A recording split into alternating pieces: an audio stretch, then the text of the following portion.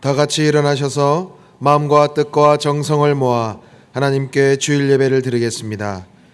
하나님은 영이시니 예배하는 자가 영과 진리로 예배할지니라. 아멘.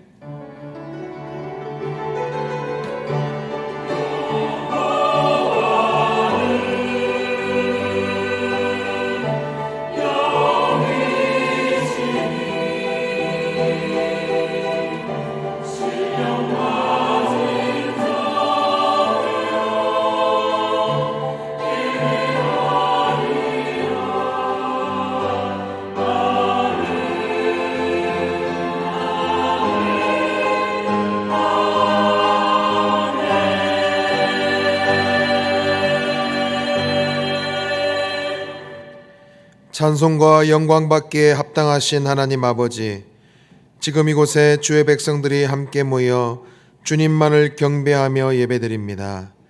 성령님, 이곳에 임재하여 주셔서 저희가 드리는 예배가 주님이 기뻐 받으시는 온전한 예배가 되게 하여 주옵소서. 저희의 삶을 주님의 길로 인도하여 주옵소서. 예수 그리스도 이름으로 기원하옵나이다. 아멘. 지난 한 주간의 삶을 돌아보고 하나님과 사람 앞에 지은 모든 죄를 회개하는 참회의 기도를 드리겠습니다.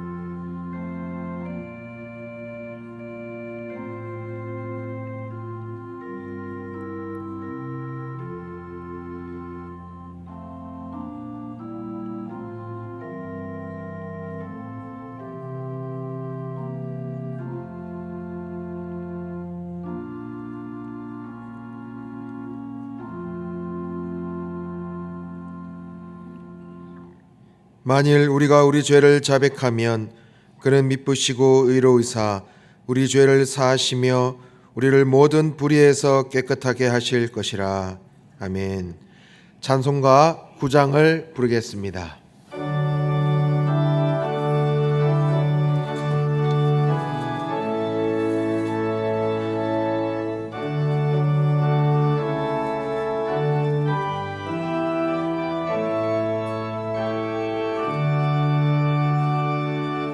하늘에 가득 찬 영광의 하나님, 온 땅에 충만한 존귀하신 하나님, 생명과 빛으로 지혜와 권능으로 언제나 우리를 지키시는 하나님, 성부와 성자와 성령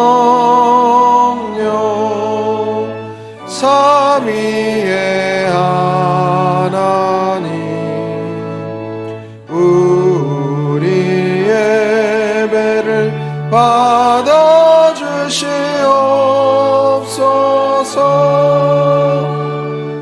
사랑이 넘치는 자비하신 하나님, 은혜가 풍성한 구원의 하나님, 자외의 심령에 평안을 주시옵고 죄악과 어물을 용서하여 주소서. 찬송과 영광과 생명 구원의 하나님 우리 예배를 받아주시옵소서.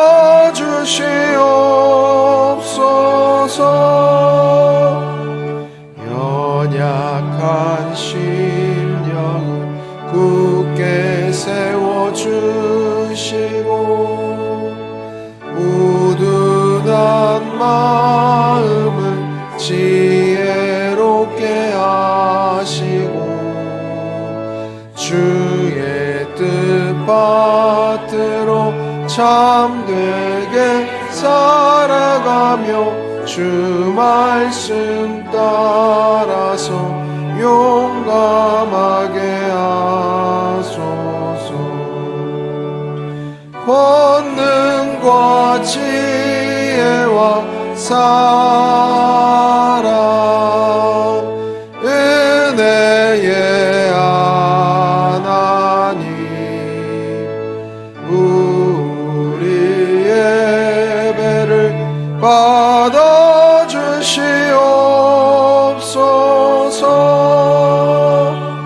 주 앞에 나올 때 우리 마음 기쁘고 그 말씀 임되어 새 희망이 솟는다.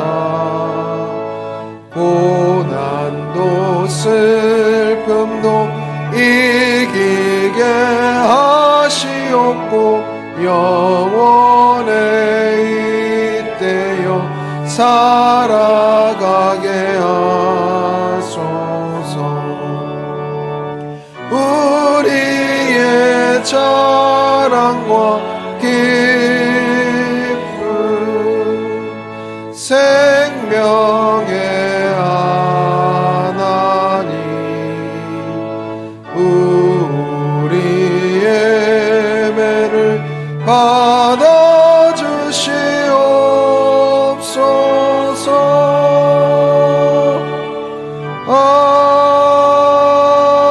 아멘. 사도신경으로 우리의 신앙을 고백하겠습니다. 나는 전능하신 아버지 하나님 천지의 창조주를 믿습니다. 나는 그의 유일하신 아들 우리 주 예수 그리스도를 믿습니다. 그는 성령으로 잉태되어 동정녀 마리아에게서 나시고 본디오 빌라도에게 고난을 받아 십자가에 못 박혀 죽으시고 장사된 지 사흘 만에 죽은 자 가운데서 다시 살아나셨으며 하늘에 오르시어 전능하신 아버지 하나님 우편에 앉아 계시다가 거기로부터 살아있는 자와 죽은 자를 심판하러 오십니다. 나는 성령을 믿으며 거룩한 공교회와 성도의 교제와 죄를 용서받는 것과 몸의 부활과 영생을 믿습니다. 아멘. 다 함께 자리에 앉아서 기도하실 때 이동건 안수집사님께서 기도 인도하시겠습니다.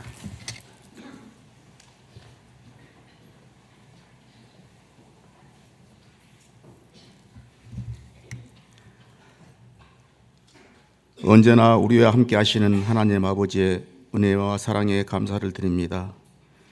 우리의 나약함을 아시는 주님, 우리는 늘 붙들어 주시고 넘어져도 일어설 수 있는 힘을 주시는 주님의 사랑을 기억하며 예배 자리에 나왔습니다. 한없이 부족한 저희들이지만 정성을 다해 드리는 예배를 기쁨으로 받아 주시옵소서. 새해가 시작되고 주님의 말씀대로 살기를 다짐했지만 또 그렇게 살지 못한 채 한 달도 살아가고 있습니다. 우리들의 미련함과 게으름을 용서하시고 이 시간 다시 회개하고 다짐하오니 주님의 말씀을 깨닫는 지혜를 주시고 강하고 담대하게 하옵소서. 우리의 몸과 마음의 연약함을 강하게 하셔서 매일 다짐하고 실천하며 하나님 말씀을 붙들고 살아가게 하옵소서. 이 시간 주님 앞에 엎드려 올리는 우리들의 기도의 한음을 여시고 응답되는 축복이 있기를 원합니다.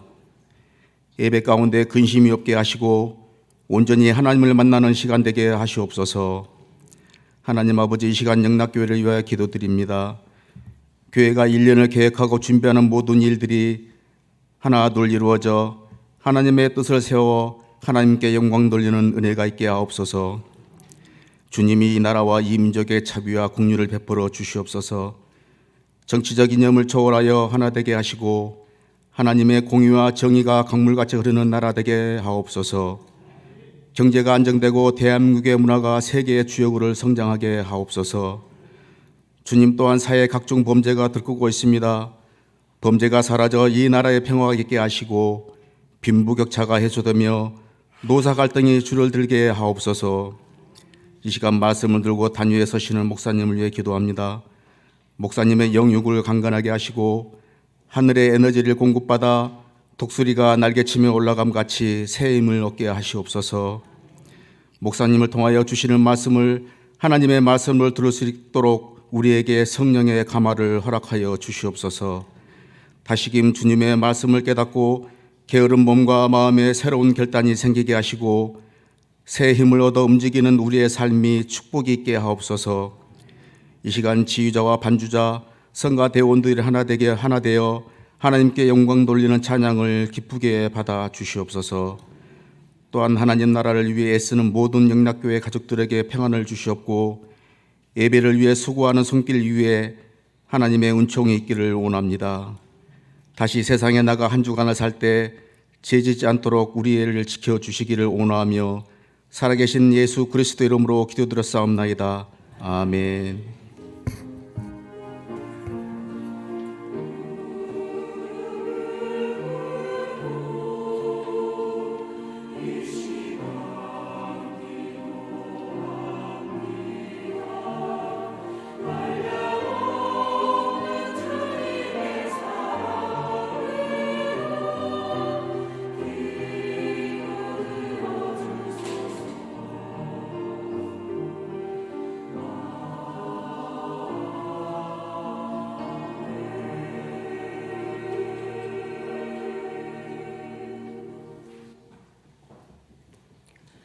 오늘 우리에게 주시는 하나님의 말씀은 요한복음 1장 1절에서 5절 말씀입니다.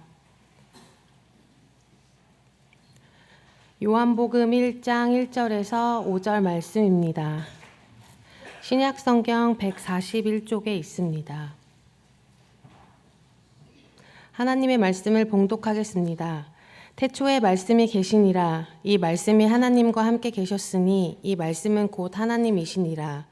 그가 태초에 하나님과 함께 계셨고 만물이 그로 말미암아 지은 바 되었으니 지은 것이 하나도 그가 없이 된 것이 없느니라. 그 안에 생명이 있었으니 이 생명은 사람들의 빛이라.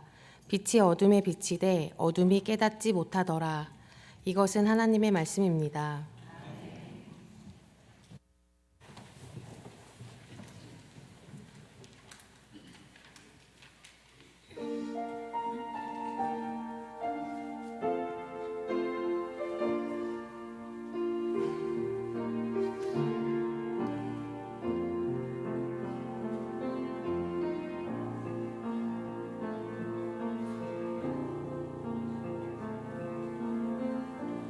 유혹하고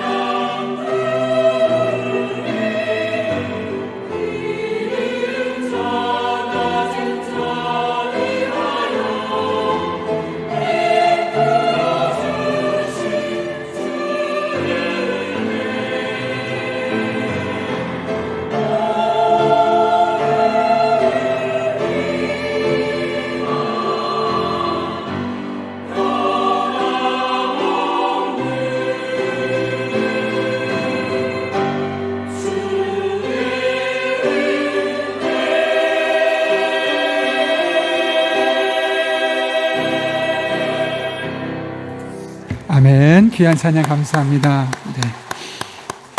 네, 여러분 주보를 참고하실 때 여러분 앞에 귀의 소식 전하도록 하겠습니다. 오늘 우리 교회를 방문하신 모든 분들 주님의 이름으로 환영합니다. 등록 원하시는 분 말씀하시면 저희가 친절하게 도와드리도록 하겠습니다. 오늘 오후 찬양 예배는 정서적으로 건강한 영성이라는 책을 가지고 여러분과 함께 나누려 합니다. 우리가 신앙생활을 하지만 정서적으로도 건강하지 않으면 그 영성에 문제가 생길 수밖에 없고 이를 함께 체크하면서 나아가려 합니다. 그렇게 오후 3시에 함께 모여서 은혜를 나눌 수 있으면 합니다. 돌아오는 토요일은 월세금이죠. 월조 새벽 금식하며 하나님 앞에 2월 한 달을 기도로 올려드리는 날입니다. 또 한 끼 금식한 비용을 월세금 감사헌금으로 드리면 연약한 이웃교회를 섬기며 함께 하려 합니다. 적극적으로 기도하며 또 나오시기를 부탁드립니다. 오이코스 리더 교구별 모임이 있습니다. 일정과 장소를 잘 확인해 주시고 각 오이코스 리더들은 올해 처음 이렇게 따로 모이는 공식적인 모임이니 적극적으로 모여서 교구 목사님과 함께 또 다양한 이야기들을 나눠주시기를 부탁드립니다. 2026년 상반기 훈련 과정을 시작합니다. 주요 사역란을 참고해 주시고요. 혹시 지난까지 신청 못했던 분, 꼭 하고 싶으신 분들은 다시 이야기하셔서 신청하실 수 있으니 상반기 훈련 과정에 적극적으로 동참해 주시기를 부탁드립니다. 주차부 안내입니다. 성도들 간에 서로 은혜로운 예배를 위해서, 사실 주차가 올 때도 좀 불편하고 주차할 때도 약간 어려움이 있을 수 있습니다.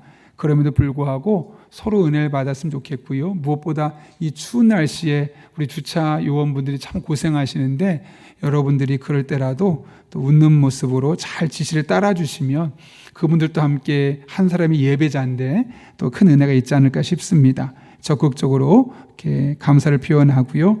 또 함께 동참해 주시면 감사하겠습니다. 결혼 소식이 있습니다. 강신목 성도님, 김효숙 집사님의 아들 강석원 청년의 결혼이 오전 11시에 토요일입니다. 계양구입니다. 인천 계양구에서 있습니다. 교회에서 12인승 8시 반에 또 어울림 아파트 45인승 8시 50분에 출발합니다. 서승덕 안수 집사님과 우명성 원사님의 아들 서영강 청년의 결혼식이 같은 날입니다. 오후 2시에 기흥 ICT밸리에서 있고 교회에서는 15인승이 오후 1시에 또 어울림은 1시 15분에 경유해서 가게 됩니다. 위에서 많이 기대해 주시기를 부탁드립니다.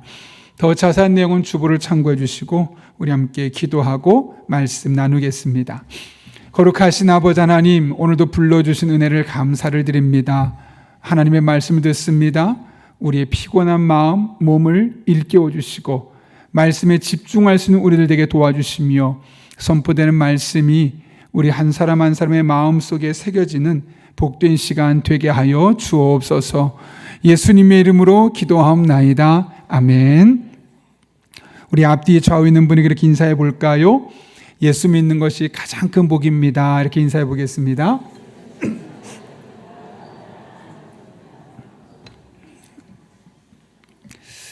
제가 혹시나 이렇게 설교하던 중에 목소리가 조금 이렇게 변하거나 달라져도 양해를 부탁드립니다.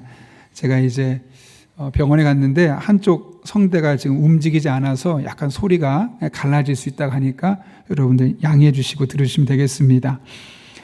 이번에 교역자 순회를 다녀오면서 참 많은 생각, 또 깊은 생각, 또 교역자들과 다양한 것들을 나누었습니다.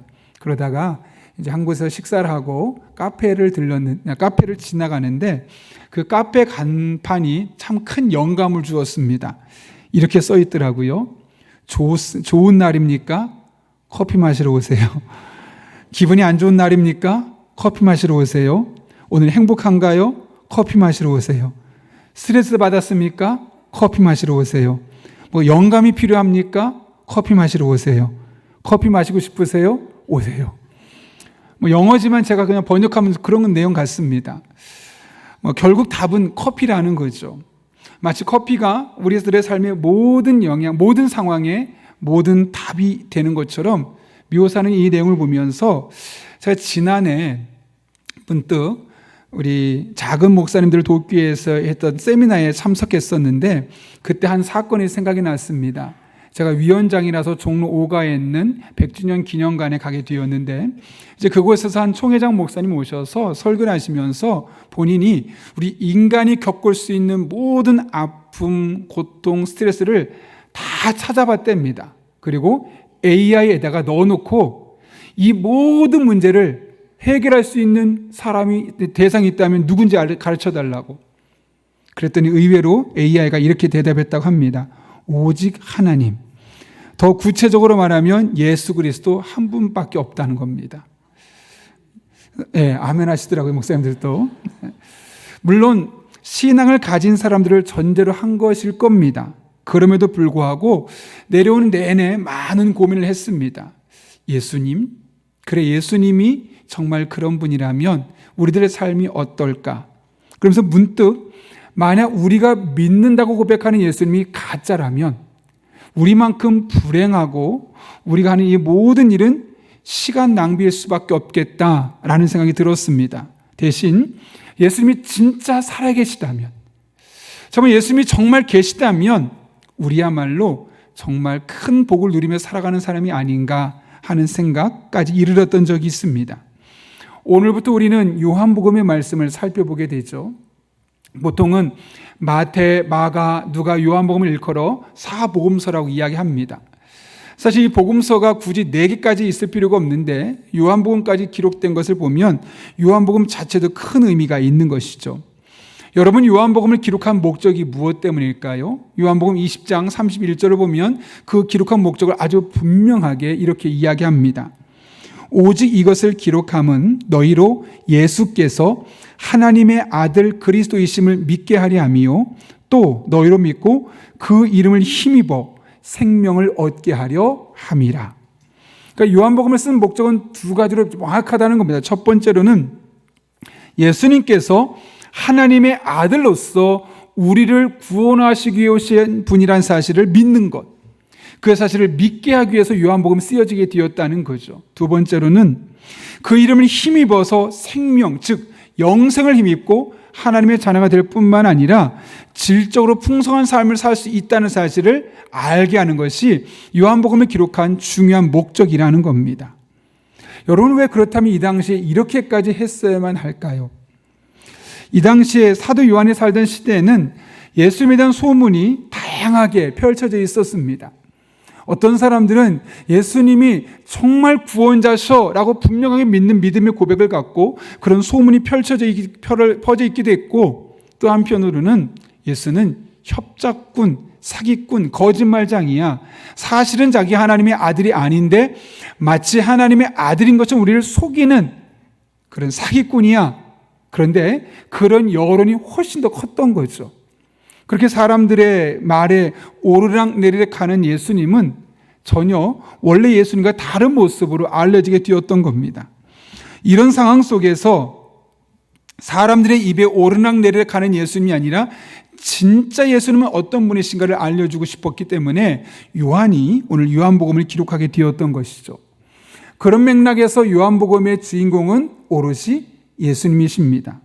오늘 우리가 말씀을 듣는 가운데 아마 여러 가지 생각들, 잡념들이 있을 겁니다. 다 내려놓고 우리의 구원자가 되시며 우리에게 영원한 생명을 주실 뿐만 아니라 질적으로 우리들의 삶을 풍성케 하시는 그 예수님께 집중하며 하나님의 말씀을 들을 수 있기를 바랍니다.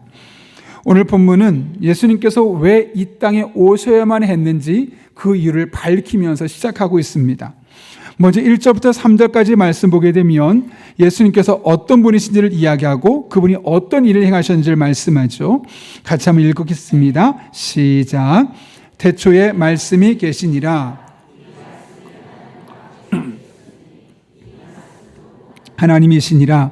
그가 태초에 하나님과 함께 계셨고 만물이 그로 말미암아 지은 바 되었으니 지은 것이 그가 없이는 된 것이 없느니라. 아멘. 요약하면 태초에 말씀이 있었는데 그 말씀이 하나님이셨고 그 말씀이신 하나님이 이 태초에 창조되는 과정에 아주 전격적으로 관여하셨다는 사실을 말씀하는 겁니다. 그렇다면 여기서 말하는 말씀은 도대체 누구를 말하는 걸까요? 그 말씀이 하나님과 함께 하셨다는 이야기를 볼 때 이것은 하나님, 성부 하나님이 아니라 성자 예수님이라는 사실을 우리는 확인할 수 있죠. 그렇다면 궁금한 것은 이겁니다. 왜 예수님을 굳이 말씀으로 표현했을까? 본문에 사용된 말씀이라는 단어는 헬라어로 로고스라는 단어입니다. 그 당시 세계 속에서는 혼돈한 것에 질서를 마련하는 그런 의미를 쓸 때 로고스라는 단어를 썼고요. 또 세상이 어떻게 작동하게 되는가, 어떤 원리로 세상이 작동하게 되는지를 원리를 설명하는 것이 바로 로고스라는 단어였습니다. 그래서 오늘 예수님께서 로고스라고 말할 때는 그 예수님이 이 세상이 작동하는 원리의 가장 중요한 분이다라는 사실을 우리에게 언급하고 있는 것이죠. 여러분, 그런데 오늘 본문 1절을 보면서 태초에 말씀이 계시니라 라는 말씀을 보면서 문득 떠오르는 비슷한 말씀이 있지 않습니까? 바로 창세기 1장 1절 말씀, 태초에 하나님이 천지를 창조하시니라입니다. 마치 창세기 1장 1절 말씀은 요한복음 1장에서 반복하는 듯한 느낌으로 시작한 이유가 무엇 때문일까요? 창세기에서 태초에 하나님께서 말씀으로 천지 만물을 창조하시고 세상이 돌아가게 하셨던 것처럼 요한복음은 바로 그 예수님이 창세기 그 말씀이셨다라고 우리에게 소개하고 있는 겁니다. 따라서 예수님이 말씀, 즉 로고스라는 것은 태초의 말씀으로 세상에 없던 것들을 창조하신 예수님이 이제는 태초에 보여주셨던 그 창조의 능력, 그 창조의 말씀으로 현재 우리들의 삶에 여전히 능력으로 역사하고 계심을 말씀하고 있는 것이죠. 그래서 오늘날도 예수님이 들어가고 예수님의 말씀이 들어가는 곳에는 이 창조의 능력이 나타날 수밖에 없는 겁니다. 그 창조의 능력이 사람에게 임하게 될 때 생각이 달라지게 되고 가치관이 변하게 되고 행동이 변하게 되고 인격이 변하며 결국 그런 사람이 살아가고 있는 가정과 직장과 삶의 자리도 달라질 수밖에 없는 겁니다. 조금 바뀌는 것이 아니라 질적으로 달라집니다. 왜냐하면 말씀은 본질적으로 창조의 능력으로 살짝 변화를 주는 것이 아니라 완벽하게 새로운 것을 바꾸는 그런 창조의 능력으로 나타나기 때문에 그렇습니다. 이에 대해서 바울은 디모데후서 3장 16절에서 이렇게 선언하죠. 모든 성경은 하나님의 감동으로 된 것으로 교훈과 책망과 바르게 함과 의로 교육하기에 유익하니 이는 하나님의 사람으로 온전하게 하며 모든 선한 일을 행할 능력을 갖추게 하려 함이니라. 실제로 있었던 일인데요. 영국에 존 윌터라는 사업가가 있었습니다. 그의 삶의 26세까지의 삶은 말 그대로 힘든 시간들이었습니다. 하는 일마다 실패했습니다. 사회에 대한 분노가 가득했고 그러다 보니 그 분노심의 표현이 허랑방탕한 삶으로 나타나게 되었습니다. 그러던 어느 날 마음이 너무나 공허한 가운데 길을 가다 문득 교회를 가고 싶은 마음이 되어서 교회를 들어가게 되었는데 그날 설교가 마침 겨자씨 하나를 만한 믿음이라는 주제로 갖고 말씀을 전하는 겁니다. 그 말씀이 이 윌터의 마음속에 큰 감동이 되었습니다. 그래, 내가 비록 가진 것 없고 내 능력도 연약하지만 이 겨자씨만 하나를 만한 믿음만 있으면 하나님 안에서 이 겨자씨 하나를 만한 믿음이 큰 능력으로 나타날 수 있구나, 그런 기대감이 생겼던 것이죠. 그래서 자신의 방황하는 인생의 답은 하나님의 말씀을 붙드는 것밖에 없겠다라고 생각했고 그날 그 경험을 잊고 싶지 않아서 겨자씨를 사러 갑니다. 그리고 그 겨자씨를 조그만 봉투에 넣어서 주머니에 넣고 다니는 거죠. 워낙 기반이 없었습니다. 공부도 제대로 할 수 없었습니다. 그런 여전히 일이 쉽게 풀리지 않습니다. 열심히 노력하지만 일을 할 때마다 좌절감이 훨씬 더 크게 다가옵니다. 그럼 그럴 때마다 겨자씨를 꺼내서 그날의 감동을 기억합니다. 그래, 겨자씨 하나할 만한 믿음만 있어도 하나님 그 믿음을 크게 쓰시는 분이시지. 다시 마음을 다잡고 낙심이 될 때마다, 좌절할 때마다, 삶이 두려울 때마다, 고민이 생길 때마다 겨자씨를 바라보고 그 말씀을 기억하며 다시 하나님 앞에 기도하기 시작합니다. 그렇게 시간이 흐르기 시작하면서 조금씩 그가 달라지기 시작합니다. 그의 마음속에 있던 사회에 대한 분노가 조금씩 누그러지기 시작했고 어느 순간 마음이 편안해지는 겁니다. 그러면서 얼굴도 자연스럽게 바뀌어지게 되었죠. 많은 사람이 그의 곁으로 다가옵니다. 그의 조력자가 됩니다. 그리고 어느 순간 그는 이 영국사에서 꽤 영향력 있는 사업가로 발돋움하게 되어 있었습니다. 여러분, 하나님께서 우리에게 성경을 주신 목적인 분명하죠. 우리를 온전케 변화시키고 성장시키는 겁니다. 이 말은 다른 말로 하면 우리가 지금 온전하지 않다는 거죠. 그래서 우리가 믿음 생활하지만 교회 나오지만 여전히 갈등이 있고 여전히 문제가 있고 여전히 고민하며 여전히 미래를 내다보면 두려울 수밖에 없는 겁니다. 왜? 온전하지 못하니까요. 그 온전하지 못한 상황 가운데 수많은 문제들이 발생할 수밖에 없는 겁니다. 그러나 하나님의 말씀을 계속 훈련받으면 그 말씀이 나를 온전하지 못한 나를 온전하게 성장시켜주는 거죠. 바꿔주는 거죠. 이기적이었던 내가 다른 선한 일을 행할 능력을 갖추게 되면서 남을 위해서 기꺼이 희생할 수 있는 사람으로 달라지게 되는 겁니다. 이것은 말씀이 안에 있는 그 창조의 능력 때문에 가능한 일들이죠. 얼마 전에 한 목사님 만나고 꽤 충격을 받았던 적이 있습니다. 그 목사님의 교회는 주일 예배 딱 한 번 드린다고 합니다.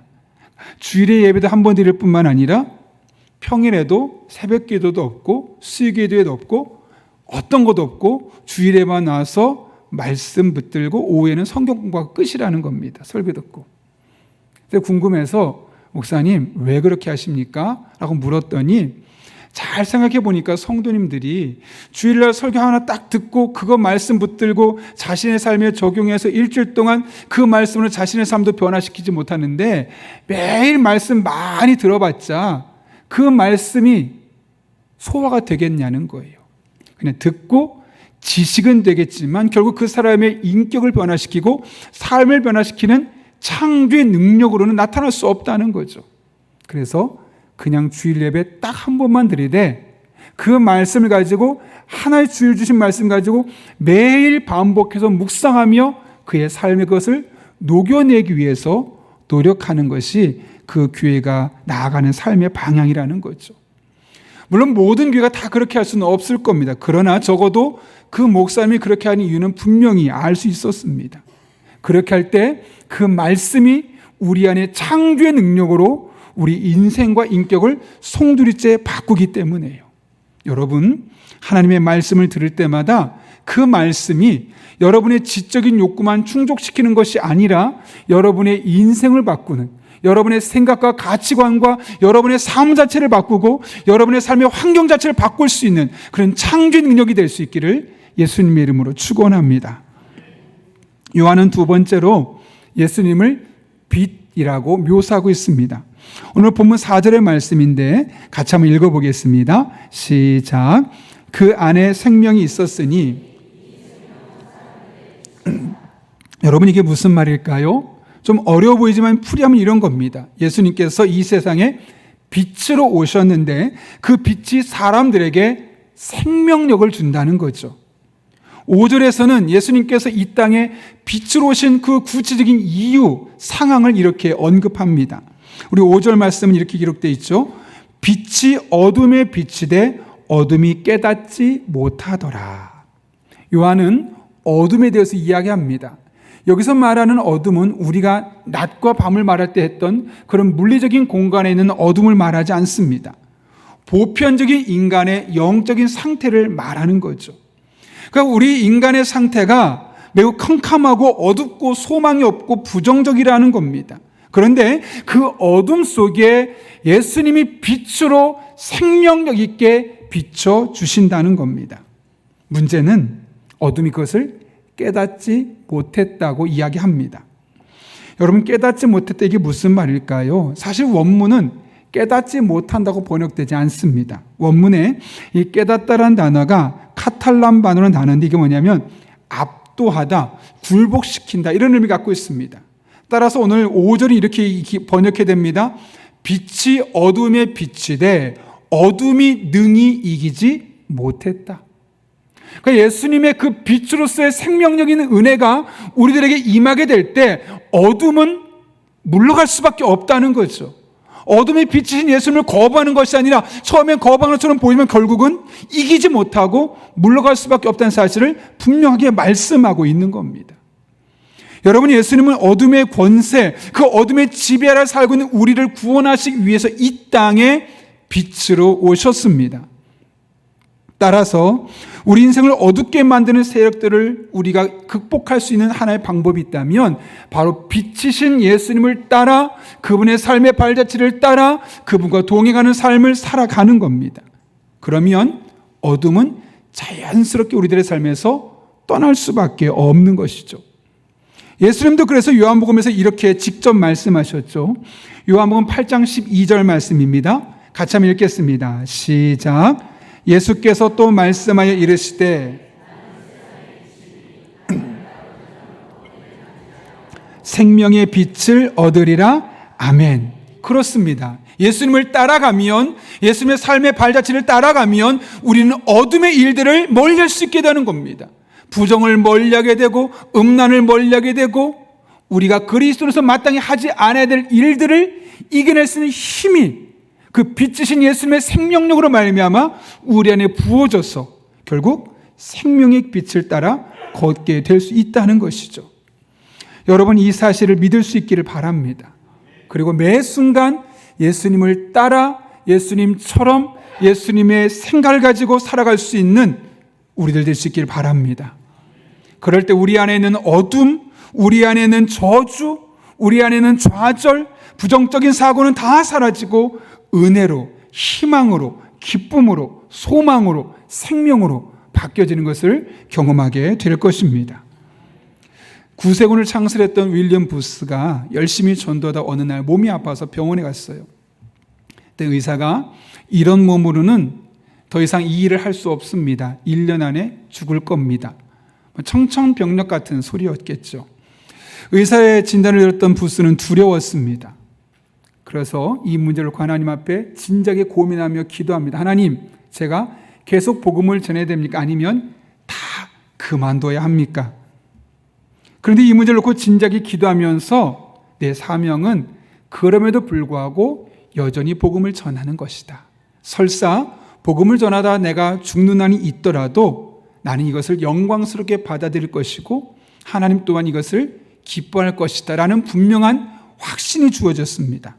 그래서 그래, 내가 언제 어떻게 죽을지 모르는데 열심히 건강 챙긴다고 내가 100살까지 사는 것도 아니고 언제 어떻게 죽을지 모르니 그냥 나의 남은 인생 하나님께 맡기고 내게 주어진 이 사명만 열심히 감당해보자.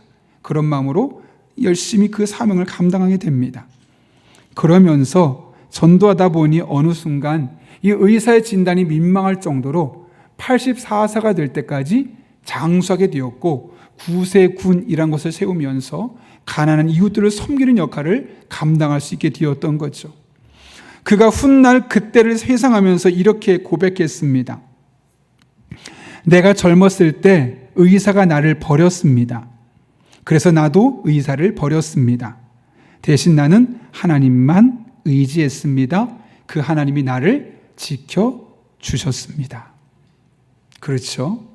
우리 안에 하나님을 생각하고 하나님 묵상하고 예수님을 묵상하고 예수님이 가신 길을 따라가다 보면 우리 안에 있는 부정적인 생각들이 다 정복되고 우리를 어둡게 만드는 사고방식에서 벗어나는 놀라운 은혜를 우리가 경험할 수 있게 되는 것이죠. 제가 유기성 목사님의 책, 오래전에 샀던 책인데 예수를 깊이 생각하라 라는 책을 제가 다시 최근에 꺼내서 하루에 챕터 2개씩 조금씩 읽어나가고 있습니다. 그 책을 보니까 2009년 그 목사님이 안식월을 보내면서 겪었던 일을 소개하고 있더라고요. 안식월을 보내면서 한 달 동안 아무것도 하지 않고 그냥 매일 예수님만 묵상했다고 합니다. 예수님이라면 어떻게 하실까? 말씀을 읽고 나서 예수님의 생각을 갖고 또 삶의 순간순간마다 하루 종일 예수님이라면 어떻게 하실까? 어떤 결정을 내리실까? 어떻게 행동하실까? 어떻게 생각하실까? 계속 고민하면서 한 달 내내 했다고 합니다. 그런데 너무 좋더래요. 그전에는 이제 안식월이 끝나면 새롭게 또 어떤 목회를 해야 되나 그런 부담감이 있죠. 또 초조함이 있죠. 그리고 두려움이 있었다고 합니다. 왜냐? 이거 끝나고 오면 성도들이 뭔가 쉬고 왔으니까 더 잘하길 기대할 텐데 한 달 갖고 내가 그렇게 바뀔 수 있을 것 같지 않은데 그런 마음이 들었던 겁니다. 그러나 예수님을 계속 묵상하면서 이제 안식일이 다 끝나가는데도 오히려 전혀 이런 마음이 다 사라져버렸던 거죠. 이제는 내가 뭐 담임 목사직 내려놓고 있어도 별로 마음이 두렵지 않아, 걱정이 없어, 뭐 그런 마음이 생길 정도로 완전히 평안한 상태를 유지하게 되더랍니다. 그런데 문제는 안식일이 끝나고 나서 생겼습니다.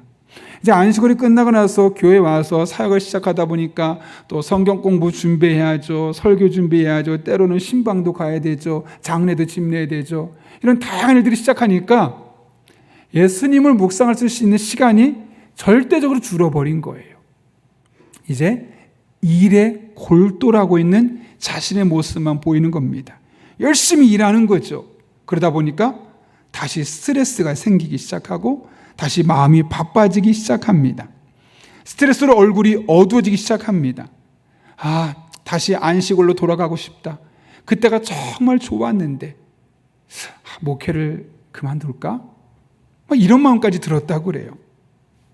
그런데 문득 드는 생각이, 내가 안식일 할 때만 예수님께 집중하고 예수님 묵상하고 그분을 따라갈 수 있고 일상으로 돌아왔을 때 그럴 수 없다면 이건 뭔가 정상적인 삶이 아니겠구나.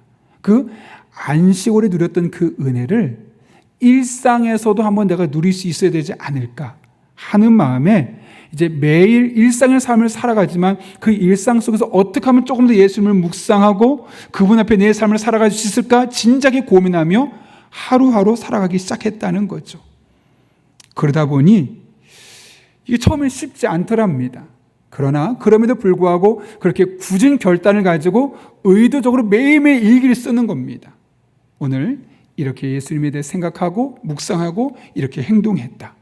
그렇게 하루하루 지나가다 보니까 어느 순간 일상이 안식일에 누렸던 그 은혜를 계속해서 누리는 것을 경험할 수 있게 되었다는 거죠. 여러분, 우리들의 삶은 어떨까요? 너무 분주하죠? 바쁘죠? 그래서 우리도 모르게 우리들의 마음속에 어둠의 일들이 지배합니다. 부정적이죠. 스트레스 받죠. 하지 말아야 될 행동들도 나도 모르게 과감하게 선택하는 모습을 보이기도 합니다. 그럴 때 우리가 할 일은 그 행동을 안 하려 하기보다는 오히려 예수님을 더욱더 깊이 묵상하고 그분이라면 어떻게 하실까? 그분이 어떤 행동을 취했을까를 생각하면서 한 걸음 한 걸음 예수님의 발자취를 따라 살아가는 겁니다. 그러다 보면 자연스럽게 우리들의 삶에도 예수님의 이야기로 가득할 뿐만 아니라 우리들의 삶에는 그 어둠의 일들이, 어둠의 생각들이, 어둠의 행동들이 물러가고 은혜 가운데 새로워지는 떠올란 은총을 맛볼 수 있게 되는 것이죠. 저는 여러분의 삶 속에 예수님의 이야기로 가득했으면 좋겠습니다. 매일매일 나의 삶에 예수님의 이야기로 가득해서 그 예수님으로 말미암아 나의 삶에 기쁨이 넘치고 행복이 넘치고 감사가 넘치고 은혜가 넘치고 살아갈 맛을 누릴 수 있는 저 여러분 될 수 있기를 예수님의 이름으로 축원합니다. 이 시간 함께 기도하시겠습니다. 함께 기도하실 때 오늘 말씀을 붙들고 기도합니다. 두 가지를 놓고 기도하려고 하는데요. 하나님의 말씀을 주신 이유가 있습니다. 그 말씀을 통해서 우리 한 사람 한 사람의 삶에 창조의 능력이 임하게 됩니다. 그 말씀이 나의 삶에 임하면 잠깐 바뀌어지는 정도가 아니라 완전히 새로운 역사가 나타날 수 있습니다. 그런 창조의 능력이 우리 안에 임할 수 있게 해달라고 기도합니다.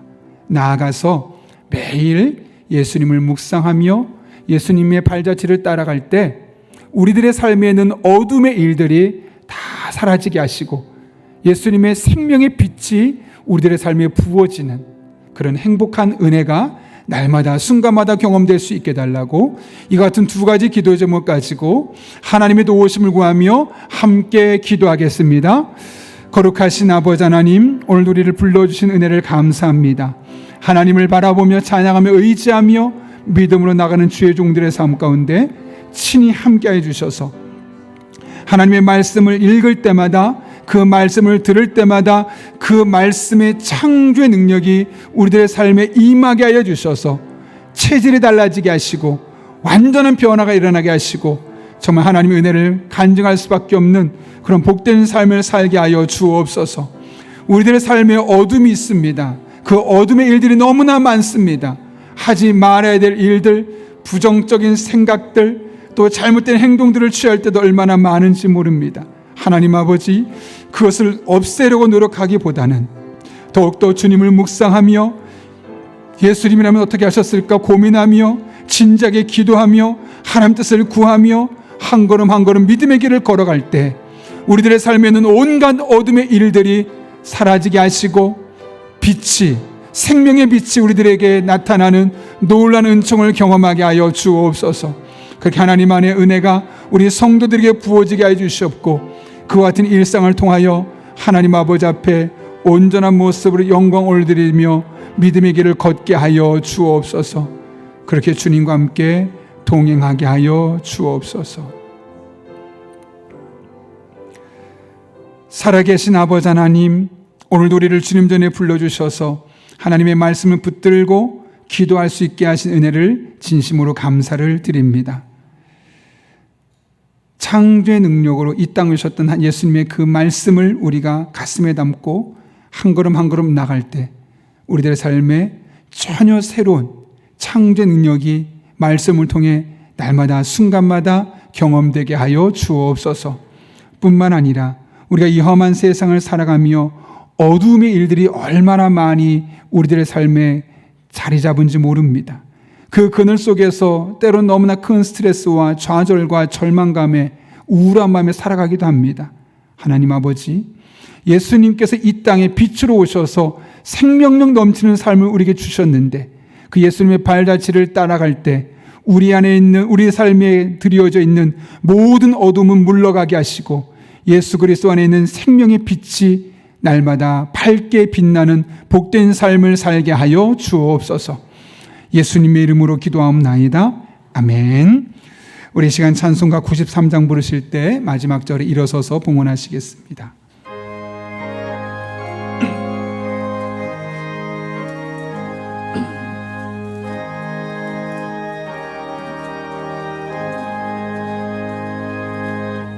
예수는 나의 힘이요 내 생명 되시니 구주 예수 떠나 살면 죄 중에 빠지리 눈물이 앞을 가리고 내 맘에 근심 쌓일 때 위로하고 힘주시리 주 예수. 예수는 나의 힘이요 내 친구 되시니 그 은혜를 간구하면 풍성히 받으리 햇빛과 비를 주시니 주수할 곳이 많도다 귀한 열매 주시느니 주 예수. 예수는 나의 힘이요 내 기쁨 되시니 그 명령을 준행하여 늘 충성하겠네 주야로 보호하시며 바른 길 가게 하시니 하고 따라가리 주 예수. 예수는 나의 힘이요 내 소망 되시니 이 세상을 떠나갈 때 곧 영생 얻으리. 한없는 복을 주시고 영원한 기쁨 주시니 나의 생명 나의 기쁨 주 예수. 거룩하신 아버지 하나님, 근심이 마음에 격겨이 쌓이고 눈물이 앞을 가릴 때마다 우리를 주야로 보호하실 뿐만 아니라 햇빛과 비를 주시고 모든 상황을 잘 정리해 주셔서 하나님 앞에 믿음으로 살 수 있도록 이끌어 주시고 오늘 여기까지 인도하신 은혜를 진심으로 감사를 드립니다. 돌아보면 우리의 삶의 순간순간이 이와 같은 하나님의 은혜로 이루어졌음을 깨닫게 되고 이 모든 것이 하나님의 은혜임을 알기에 오늘 우리가 빈손으로 나오지 아니하고 하나님을 향한 사랑의 마음, 믿음의 고백을 담아 다양한 제목들을 예물들을 드립니다. 이 예물들 기쁘게 받아 주시옵고 목적에 맞게 쓰여지게 하여 주시며 무엇보다 예물 드린 성도 한 사람 한 사람의 삶 가운데 가장 선하고 복된 길로 이끄시는 하나님의 놀라운 은총을 맛보게 하여 주옵소서. 우리 성도들의 피와 땀과 눈물이 배어있는 예물들입니다. 단 한 푼 더 쓰여지지 아니하도록 영적인 분별력과 지혜를 주시고 늘 깨어 기도하는 그런 영적인 공동체가 되게 하여 주옵소서. 험난한 세상을 향해 나아갑니다. 때를 따라 돕는 은혜로 힘을 주시고 능력을 주시고 지혜와 만남의 복을 주시고 늘 성령 충만한 가운데 기도할 때 가장 선한 길로 이끄시는 하나님의 놀라운 은총을 경험하는 복된 성도님들 되게 하여 주옵소서.